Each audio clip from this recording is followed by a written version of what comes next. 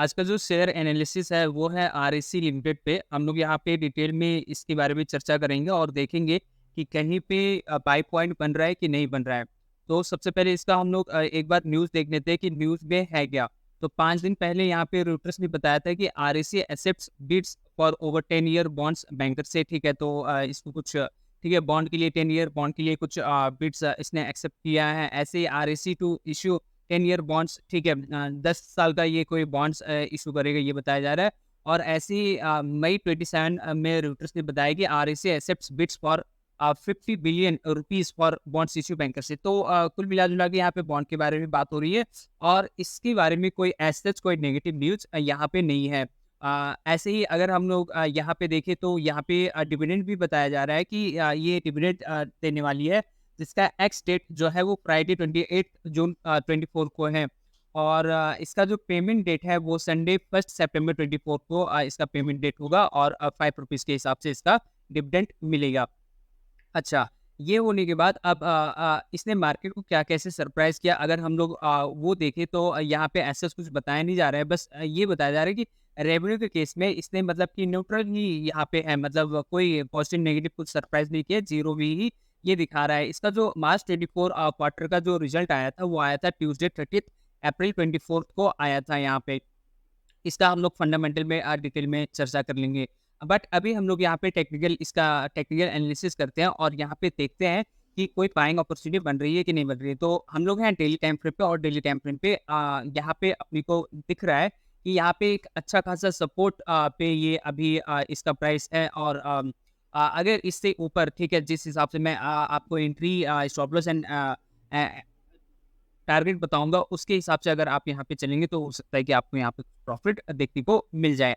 चलिए, तो सबसे पहले यहाँ पे इसका एंट्री ठीक है लिया जा सकता है। अब यहाँ पे 1-2 दिन आपको देखना पड़ेगा, मार्केट भी देखना पड़ेगा कि इसका जो प्राइस है, वो प्राइस कम से कम, कुछ नहीं तो कम से कम 537 यहाँ पे बता रहा है। ये 537 है, ठीक है। अगर हम लोग इसका हाई यहाँ पे देखें कितना है, हाई इसका 536.65 और इसके पिछला कैंडल में जो है इसका हाई 536.90 है। तो 536 है, 540 के ऊपर अगर ये क्लोज होता है, ठीक है, आज या कल में अगर ये 540 के ऊपर अगर ये क्लोज हो रहा है, ठीक है, तो फिर वहाँ पे एक अच्छा खासा यहाँ पे बाइंग अपॉर्चुनिटी बन जाएगा। ध्यान रहे ये 540 के ऊपर क्लोज होना चाहिए। अगर उसके ऊपर ये क्लोज नहीं होता है तो फिर यहाँ पे कोई भी ट्रेड अपने को नहीं लेना है। तो 40 आपका यहाँ पे एंट्री रहेगा। अब एंट्री हो गया है तो यहाँ पे स्टॉप लॉस क्या रख के चलना है। तो अगर स्टॉप लॉस की मैं बात करूँ तो फिर स्टॉप लॉस जो है यहाँ पे आपको कम से कम कुछ नहीं तो अगर हम लोग यहाँ पे देखें तो 500 आ रहा है। 500 आने के बाद अ, ठीक है, यहाँ पे आपको स्टॉप लॉस जो रखना होगा वो रखना होगा यहाँ पे आपको 495। ऐसा क्यों बोला जा रहा है? ऐसा इसलिए बोला जा रहा है कि ये जो लेवल है 495 का, वो सपोर्ट एंड रेजिस्टेंस का की लेवल है। मैं आपको यहाँ पे बता देता हूँ कि अगर आप यहाँ पे देखेंगे तो ये एक रेजिस्टेंस बना था और रेजिस्टेंस बनने के बाद अभी जो है कहीं न कहीं यहाँ एक सपोर्ट यहाँ पे बन रहा है। तो उस हिसाब से ये जो स्टॉप लॉस का लेवल यहाँ पे निकाला गया है। अब आप देखिए कि यहाँ पे टारगेट क्या रखना है। तो टारगेट मेरे ख्याल से पहला टारगेट आपका जो होना चाहिए, वो होना चाहिए आपका कम से कम कुछ नहीं तो आपका पहला टारगेट इसमें कितना रहना चाहिए, 590, ठीक है। पहला टारगेट कितना, 590 आपका रहना चाहिए। और दूसरा टारगेट क्या, तो दूसरा टारगेट ये होगा कि जब तक ये 21 ईएमए के ऊपर क्लोज होके ट्रेड करेगा तब तक हम लोग यहाँ पे बने रहेंगे। और जैसे ही ये 21 ईएमए के नीचे आ जाएगा हम लोग यहाँ से एग्जिट कर लेंगे। तो ये था डेली टाइम फ्रेम पे हम लोगों ने इसका एनालिसिस किया। अब हम लोग यहाँ पे चलते हैं वीकली टाइम फ्रेम पे और देखते हैं कि वहाँ पे कोई अपॉर्चुनिटी बन रही है कि नहीं बन रही है। तो वीकली टाइम फ्रेम पे अगर हम लोग यहाँ पे बात करें तो वीकली टाइम फ्रेम पे भी यहाँ पे अच्छा खासा अपॉर्चुनिटी अपने को देखने को मिल रहा है। वो कैसे, मैं आपको यहाँ पे बता देता हूँ। तो यहाँ पे ये जो ग्रीन लाइन आपको दिख रहा है वो होता है 10 ईएमए और 10 ईएमए को भी ये सपोर्ट कर रहा है। इसका प्राइस 10 ईएमए को सपोर्ट करते हुए ऊपर गया है, ठीक है।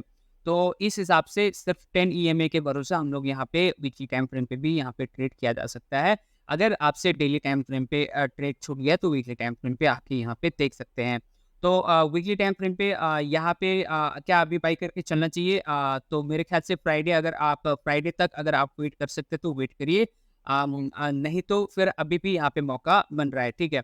तो एंट्री ठीक है, ये आप देखिए, ठीक है, मैं आपको यहाँ पे स्टॉप लॉस और उसके बाद यहाँ पे टारगेट कितना होना चाहिए वो बता देता हूँ। तो आपका जो स्टॉप लॉस यहाँ पे होना चाहिए वो कुछ नहीं तो कम से कम आपका यहाँ पे 471 दिखा रहा है, 470 जो है आपको वीकली टाइम फ्रेम पे इसका स्टॉप लॉस लेके चलना है। और उसके बाद इसका टारगेट क्या है? तो इसका टारगेट, पहला जो टारगेट होगा, पहला टारगेट आपको 600 लेके चलना है वीकली टाइम फ्रेम पे। पहला टारगेट आपको 600 लेके चलना है और जैसे ही 600 टारगेट आपको अचीव हो जाए 50% एग्जिट कर लीजिए। उसके बाद आपको यहाँ पे राइट करना है ये 10 ईएमए को, जो कि ग्रीन लाइन दिख रहा है, इसको 10 ईएमए कहते हैं वीकली टाइम फ्रेम पे। इसको आपको राइट करना है और जब तक इसके ऊपर क्लोज करता रहेगा वीकली टाइम फ्रेम पे, आप यहाँ पे राइट करेंगे अपना 50% और जैसे ही इसके नीचे क्लोज करेगा वहां से आपको निकल जाना है। तो ये वीकली टाइम फ्रेम पे भी हमने बात की। अब हम लोग चलते हैं मंथली टाइम फ्रेम पे और देखते हैं कि मंथली टाइम फ्रेम पे क्या बन रहा है। तो मंथली टाइम फ्रेम पे अगर आप देखेंगे तो यहाँ यहाँ पे बहुत ही अच्छा यहाँ पे इसने सपोर्ट किया है। इलेक्शन के कारण जो भी यहाँ पे भूचाल आया था वो अब शांत हो गया है और उसके वजह से यहाँ पे आरएससी में एक अच्छा खासा यहाँ पे अपने को हो सकता है कि वो मंथली टाइम फ्रेम पे भी देखने को मिल जाए। अगर हम लोग बात करें तो फिर ये पिछले महीने में कम से कम कुछ नहीं तो कितना इसने रिटर्न दे दिया, अगर हम लोग उसकी बात करें तो फिर यहाँ पे अपने को 295, ठीक है, ये कितना दे दिया अपने को, 12-13 बार दिखा रहा है। 360 मान के चलिए कि ये पिछले 12 महीने में कम से कम 300% का रिटर्न दे दिया। तो अब आपके मन में ये सवाल आ रहा होगा कि यार 300% दे दिया, उसके बाद क्या अभी बढ़ेगा क्या? देखिए स्टॉक मार्केट है, कुछ भी नहीं यहाँ पे कहा जा सकता है, अपना खाली प्राइस प्रेडिक्शन होता है। हो सकता है कि 300 से ज़्यादा मूव यहाँ पे दे दे, ठीक है। तो यहाँ पे अगर आप मंथली टाइम फ्रेम देख के चलते हैं, लॉन्ग टर्म इन्वेस्टमेंट करने को सोच रहे हैं तो फिर ऑफ कोर्स यहाँ पे किया जा सकता है। क्या आप भी बाई करके चलें, कर सकते हैं, लेकिन यहाँ पे स्टॉप लॉस आपको यहाँ पे ध्यान रखना होगा। आपका जो स्टॉप लॉस यहाँ पे होना चाहिए मंथली टाइम फ्रेम पे वो 400 के आसपास होना चाहिए। अगर 400 के नीचे अगर क्लोज होने लगा तो फिर वहाँ से आपको निकल जाना है। और यहाँ पे अब आपका टारगेट कितना होता है? टारगेट आपका जितना 10 ईएमए के ऊपर मतलब टाइम फ्रेम पे क्लोज करता जाएगा, हम लोग वहाँ पे बने रहेंगे और जैसे ही उसके नीचे क्लोज करेगा वहाँ से एग्जिट कर लेना है। मेरे ख्याल से मंथली टाइम फ्रेम पे अच्छा खासा रिटर्न मिल जाना चाहिए, ठीक है। लेकिन ये होगा कि ये लॉन्ग टर्म के लिए है, ठीक है। अब ये हम लोगों ने डिस्कस कर लिया डेली, वीकली और मंथली टाइम फ्रेम पे। अब इसका थोड़ा-सा एक बार हम लोग फंडामेंटल भी देख लेते हैं, इसका रिजल्ट क्या कैसा रहा वो देख लेते हैं। प्रोमोटर्स एफआईआई, डीआई क्या कर रही है वो देख लेते हैं, जिससे कि अपने को थोड़ा-सा यहाँ पे और ज़्यादा कॉन्फिडेंस बूस्ट हो जाए। फंडामेंटली स्ट्रॉन्ग शेयर लिया है, ये कम से कम अपने दिमाग में रहे, ठीक है। आरएससी लिमिटेड ये है और इसका प्राइस अभी 528 चल रहा है। मार्केट कैप 1,39,021 करोड़ का है। करंट प्राइस 528 है। हाई लो 608 और 155 लगा है। बहुत ज़्यादा यहाँ पे डिफरेंस है, ठीक है, ये आप देख के चलिएगा। उसके बाद अगर हम लोग यहाँ पे नीचे बात करें तो फिर पिछले 10 सालों का अगर आप देखेंगे तो ऑफकोर्स ये हायर हाई हायर हाई और हायर लो ही लगा रहा है और ये अपने ऑल टाइम हाई पे ट्रेड कर रहा है, ये कहना गलत नहीं होगा। 1 ईयर में भी आप यहाँ पे देख सकते हैं थोड़ा-सा यहाँ पे कंसोलिडेट हो रहा है, लेकिन मेरे ख्याल से ऊपर ही जाना चाहिए। आइए, प्रोस की बात अगर हम लोग यहाँ पे करें तो फिर कंपनी जो है अपना उसका प्रॉफिट ग्रोथ जो है वो बहुत अच्छा है। 19.8% सीएजीआर है पिछले 5 सालों में। कंपनी हेल्दी डिविडेंड भी पे आउट कर रही है जो कि 29.9% है और कंपनी का वर्किंग कैपिटल रिक्वायरमेंट भी रिड्यूस हो चुका है। जो पहले 45.5 डेज़ था वो अभी 33.8 डेज़ हो चुका है। ये ऑपरेटिंग के लिहाज से अच्छा है। कॉन्स में यही है कि कंपनी का इंटरेस्ट कवरेज रेशियो लो है और कंपनी हो सकता है अपना इंटरेस्ट कॉस्ट कैपिटलाइज कर रही हो।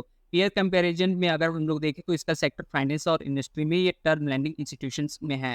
फर्स्ट रैंक में आईआरएफसी है, सेकंड में पावर फाइनेंस कॉर्पोरेशन है और थर्ड में आरएससीएल लिमिटेड है, यानी कि ये अपनी टॉप थर्ड में आता है, रैंकिंग में आता है, जो कि अच्छी बात होती है, मतलब सेक्टर लीडर है ये कहा जा सकता है। क्वार्टरली रिजल्ट अगर हम लोग यहाँ पे देखें तो दिसंबर में इसका सेल्स जो था वो 12,052 था और अभी मार्च 2024 में 12,677 हो चुका है, जो कि इंक्रीज हुआ है। ऑपरेटिंग प्रॉफिट 11,812 से 13,102 हो चुका है, ये भी इंक्रीज है। ऐसे ही प्रॉफिट बिफोर टैक्स 4,172 से 5,229 हो चुका है, ये भी इंक्रीज हुआ है।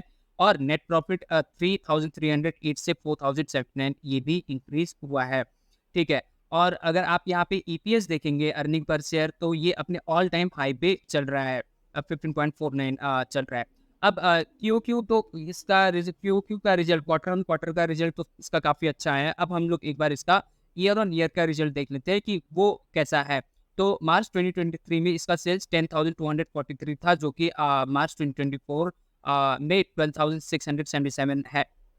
ये अच्छी बात है, यहाँ पे इंक्रीज हुआ है। ऑपरेटिंग प्रॉफिट 10,392 से ये 13,102 ये भी इंक्रीज हुआ है। ऐसे ही प्रॉफिट बिफोर टैक्स इसका 3,901 से 5,229 ये भी इंक्रीज हुआ है। नेट प्रॉफिट इसका जो है 3,065 से ये 4,079 हो चुका है।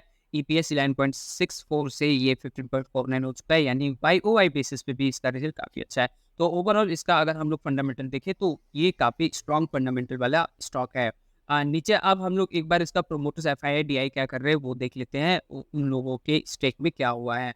तो अगर हम लोग यहाँ पे ध्यान से देखें तो फिर शेयर होल्डिंग पैटर्न में प्रोमोटर्स जो है उनमें कोई चेंज नहीं है। 52.63% ही यहाँ पे चलता आ रहा है।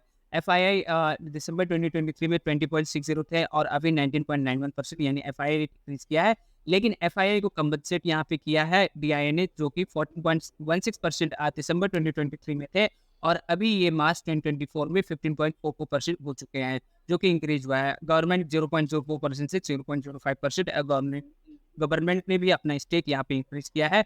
पब्लिक 12.55% से 11.96% पब्लिक ने अपने यहाँ पे स्टेक डिक्रीज किया है।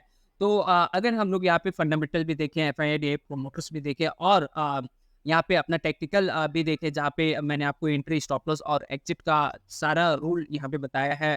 अगर उसको आप फॉलो करके चलेंगे तो मेरे ख्याल से आपका कैपिटल तो कम से कम यहाँ पे जाएगा नहीं और हो सकता है कि प्रॉफिट में ही रहें।